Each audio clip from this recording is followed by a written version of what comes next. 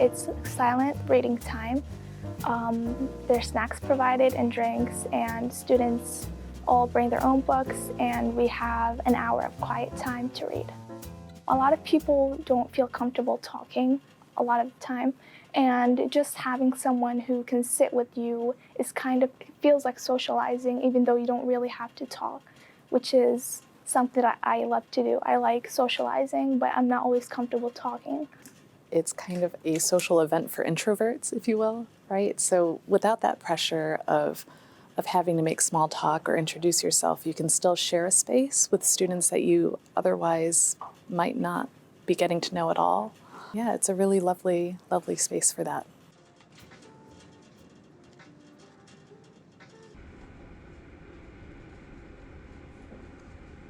High school has a lot of social pressure, right? You imagine with the cafeteria, right? It's loud and raucous, and you kind of get lost in the shuffle. And here, as they come in, they're all looking for just their special spot.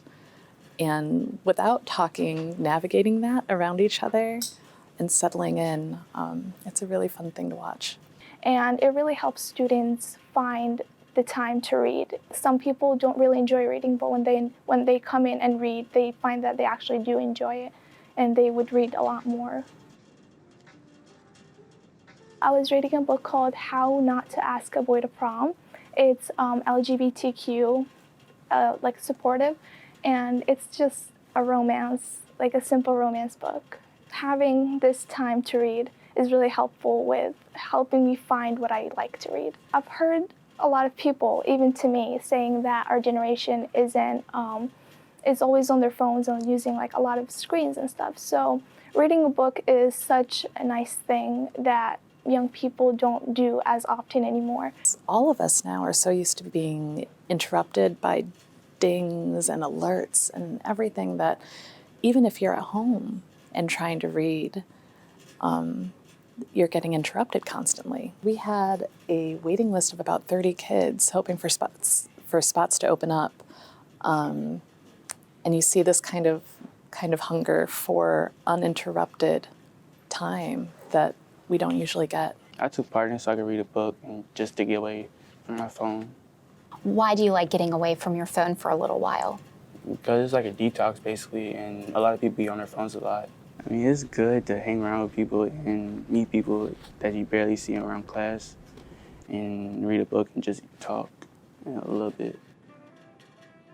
Last time I was here, I met a lot of new people that I wouldn't usually talk to, and now we're closer together. I'm just really grateful that our library does this. One of our big areas of focus is community and building community, and I feel like this event allows for that to happen in a way that's really simple, that any library could do, in between all of the lessons that we teach and all of the 21st century skills that we're focused on as well, allowing ourselves as educators and librarians to use this space for the simple act of reading. It's a really wonderful opportunity that we have. This trend is growing in popularity with adults too. These are photos from Silent Reading Party Richmond. Organizer Sarah Choi brings people together at a brewery or other space to enjoy each other's company and a drink without forced conversation. They fill up every month.